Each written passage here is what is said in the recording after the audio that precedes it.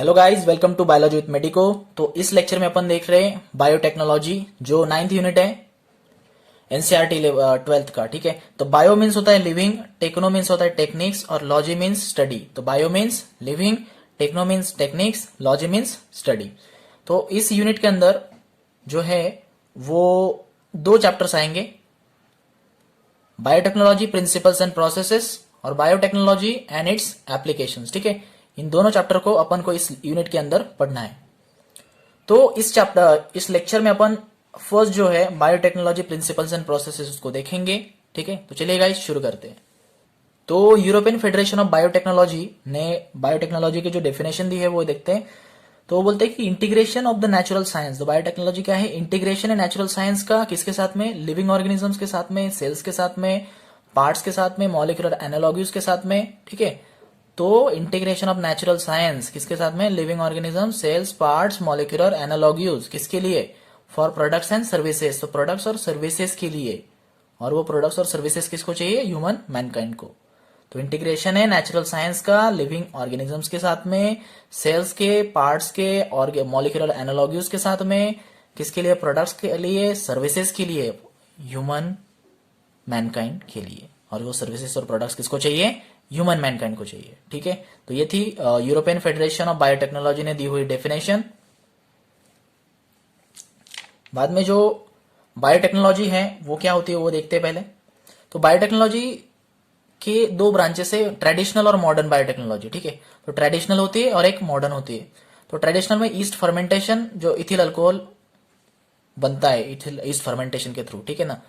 Then lactobacillus, जो curd का formation करता है। ये थे ट्रेडिशनल के एग्जांपल्स। देन ठीक है ना, लैक्टोबैसिलस क्या करता है? कर्ड का फॉर्मेशन करता है। देन मॉडर्न बायोटेक्नोलॉजी, इसमें होता है जीन मैनिपुलेशन, मतलब ही जेनेटिक इंजीनियरिंग होता है। ठीक है ना। Then biotechnology two core techniques आती है उसमें। फर्स्ट है जेनेटिक इंजीनियरिंग, दूसरी है केमिकल इंजीनियरिंग। तो जेनेटिक इंजीनियरिंग में क्या होता है? जीन मैनिपुलेशन होता है। केमिकल इंजीनियरिंग में स्टेरिक माइक्रोब्स का यूज करके क्या होता है, मतलब हम स्टेरिक माइक्रोब्स का यूज करते हैं इसमें। देन है बर्थ ऑफ बायोटेक्नोलॉजी। ठीक है ना, बर्थ ऑफ बायोटेक्नोलॉजी 1970s में उसका बर्थ हुआ था। 1972 में आए कोहेन और बोयर, उन्होंने बताया कि एंटीबायोटिक रेजिस्टेंस जीन के बारे में हमें बताया। ठीक है, और उन्होंने क्या किया था? Plasmid of Salmonella typhilia, desired gene, मतलब जो एंटीबायोटिक रेजिस्टेंट जीन था वो उन्होंने उसमें इंसर्ट किया प्लाज्मिड के अंदर, और उसको बोला उसने वेक्टर। वेक्टर मतलब कैरियर, और वो जो डिजायर्ड जीन है उसको कैरी करने का काम ये करेगा प्लाज्मिड, इसकी वजह से उसको वेक्टर बोला। और उन्होंने उसको डाला इसर्शिया कोलाई के अंदर, जो होस्ट की तरह काम करेगा। उसकी वजह से इसर्शिया कोलाई के अंदर कौन सा जीन चला गया? Antibiotic resistance gene. इसकी वजह से वो क्या हो गया? एंटीबायोटिक रेजिस्टेंस हो गया। ठीक है, तो अभी अपन को देखना है जेनेटिक इंजीनियरिंग, जिसको बोलते हैं आरडीएनए टेक्नोलॉजी। ठीक है, तो इसके टूल्स होते हैं, तो 4 टूल्स आते हैं इसमें। तो एंजाइम्स होंगे, वेक्टर्स होंगे, होस्ट और डिजायर्ड जीन। तो जेनेटिक इंजीनियरिंग के जो 4 टूल्स है वो क्या है? एंजाइम्स है, वेक्टर्स, होस्ट और डिजायर्ड जीन। ठीक है, जो एंजाइम्स है उसको डिस्कस करेंगे पहले। ठीक है, एंजाइम्स को डिस्कस करते हैं। तो एंजाइम जो होते हैं बहुत टाइप्स के होते हैं। लाइजिंग एंजाइम्स, ठीक है, बाद में क्लीविंग एंजाइम आएगा। तो पहले देखते हैं लाइजिंग एंजाइम, जो प्लांट सेल में प्रेजेंट होते हैं। तो प्लांट सेल के मेम्ब्रेन में प्रेजेंट होते हैं। ठीक है, सेल मेम्ब्रेन में प्रेजेंट होते हैं। तो सेल वॉल जो होती है सेलुलर होती है, वो अलग बात है। तो लाइपेज और प्रोटीएज, ये दोनों एंजाइम कहां पे प्रेजेंट होंगे? सेल मेम्ब्रेन में प्रेजेंट होंगे प्लांट सेल के। बाद में जो एनिमल सेल है उसमें प्रेजेंट होगा लाइपेज एंड प्रोटीएज, वो दोनों ही प्रेजेंट होंगे सेल मेम्ब्रेन के अंदर। ठीक है ना। बाद में फंगाई में प्रेजेंट होंगे सेल वॉल में, जो काइटिन से बनी होती है। ठीक है ना, तो फंगल सेल वॉल जो होती है वो काइटिन से बनी होती है, और वो एंजाइम यहां पे प्रेजेंट होता है काइटिनेज। बैक्टीरियल सेल वॉल में पेप्टिडोग्लाइकेन और लाइसोजाइम। ठीक है, ये एंजाइम प्रेजेंट होंगे। बाद में सेकेंड है क्लीविंग एंजाइम। ठीक है ना, क्लीविंग एंजाइम। तो क्लीविंग एंजाइम दो टाइप्स के होते हैं, एंडोन्यूक्लियस और एक्सोन्यूक्लियस। तो एक्सोन्यूक्लियस क्या करेंगे? Cut the DNA at terminal point, terminal point पे डीएनए को कट करेंगे। और जो एंडोन्यूक्लियस होंगे वो 3 टाइप्स के होंगे, मतलब 3 एंडोन्यूक्लियस होंगे, एंडोन्यूक्लियस 1, एंडोन्यूक्लियस 2, एंडोन्यूक्लियस 3।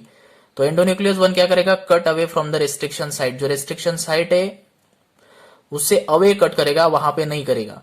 और 1 और 3 सेम होते हैं, 3 भी क्या करेगा, cut away from the restriction site, तो रेस्ट्रिक्शन साइट से अवे कट करेंगे एंडोन्यूक्लियस 1 और एंडोन्यूक्लियस 3, और एंडोन्यूक्लियस 2 जो होगा वो कट करेगा एट द रेस्ट्रिक्शन साइट, इसकी वजह से उसको बोलते हैं रेस्ट्रिक्शन एंडोन्यूक्लियस। तो रेस्ट्रिक्शन एंडोन्यूक्लियस किसको बोलते हैं, एंडोन्यूक्लियस सेकेंड को।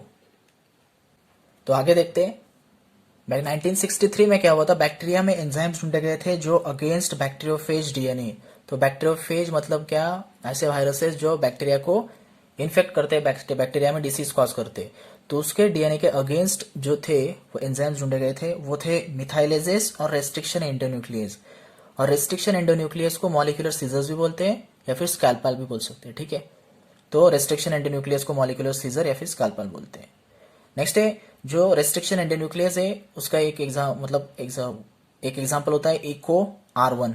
ई का होता है ईसर्शिया जो जीनस है, CO for coli species, R जो है वो स्ट्रेन है RD करके, ठीक है, और 1 जो है वो ऑर्डर ऑफ डिस्कवरी है उसकी, तो इको R1।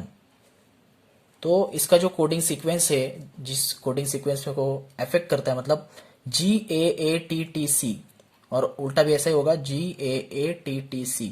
तो ये अगर सीक्वेंस हुआ तो ही रेस्ट्रिक्शन एंडोन्यूक्लियस जो है वो कट करेगा, मतलब G और A के बीच में जो जगह होती है वहीं पे उसकी क्या बोलते हैं, उसके रेस्ट्रिक्शन साइट होती है, ठीक है। तो उसी रेस्ट्रिक्शन साइट पे वो कट करेगा, और जहां पे कट करेगा उस एंड को बोलेंगे स्टिकी एंड, ठीक है। तो जहां पे कट करेगा उस एंड को बोलेंगे स्टिकी एंड।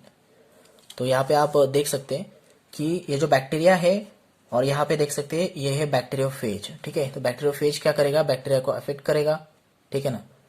तो ये है रेस्ट्रिक्शन एंडोन्यूक्लियस एंजाइम, कौन सा भी देख सकते हैं, और ये मिथाइलेजेस जो मॉडिफिकेशन का काम करेगा। रेस्ट्रिक्शन एंडोन्यूक्लियस क्या करेगा, कट करेगा, ठीक है ना, ठीक है, ए और जी के बीच में। तो उसकी जो रेस्ट्रिक्शन एंडोन्यूक्लियस है उसकी जो इको R1 है उसके लिए वो साइट होती है, ए और जी के बीच में ही कट लगाता है, ठीक है।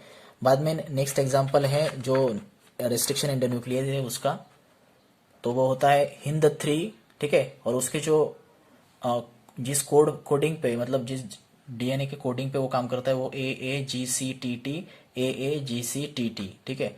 और बाम H1 के लिए क्या होता है GGATCC GGATCC, ठीक है।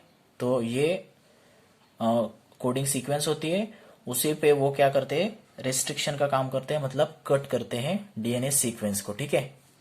तो नेक्स्ट देखना है पैलिंड्रोमिक सीक्वेंस। तो पैलिंड्रोमिक सीक्वेंस क्या होती है, मतलब AAGCTT वही उल्टी साइड से क्या होगा, रिपीट होगा AAGCTT। तो ये सीक्वेंस और ये सीक्वेंस क्या हो रहा है, यहां से पढ़ने पे सेम आएगा और इसको उल्टा पढ़ने से सेम आएगा, इसको बोलेंगे पैलिंड्रोमिक सीक्वेंस, ठीक है। और इस पैलिंड्रोमिक सीक्वेंस पे क्या होगा, एक रेस्ट्रिक्शन साइट होगी, मतलब रिकॉग्निशन साइट होगी, जहां पर रेस्ट्रिक्शन एंडोन्यूक्लियस क्या करता है, कट लगाता है, ठीक है। तो ये प्रेजेंट होगी। फिर जो टाइप्स ऑफ एंजाइम है वो है अल्कलाइन फॉस्फेट, ठीक है ना। थर्ड टाइप ऑफ, मतलब C टाइप में है अल्कलाइन फॉस्फेट। अल्कलाइन फॉस्फेट क्या करता है, removal of phosphate from 5' and. तो डीएनए का 5' एंड होता है, वहां से क्या करता है, वो फॉस्फेट को रिमूव करता है। और क्यों रिमूव करता है, रिकॉइलिंग को प्रिवेंट करने के लिए, ठीक है। नेक्स्ट है लाइगेज। लाइगेज को बोलते हैं मॉलिक्यूलर ग्लू, क्यों, क्योंकि वो डीएनए सेगमेंट को ज्वाइन करने का काम करता है। और क्या फॉर्म करता है, फॉस्फोडाइस्टर बॉन्ड का फॉर्मेशन करता है, मतलब फॉस्फोडाइस्टर बॉन्ड फॉर्म करके डीएनए सेगमेंट को क्या करता है, ज्वाइन करता है। इसकी वजह से लाइगेज को क्या बोलते हैं, मॉलिक्यूलर ग्लू बोलते हैं, ठीक है। नेक्स्ट है डीएनए पॉलीमरेज।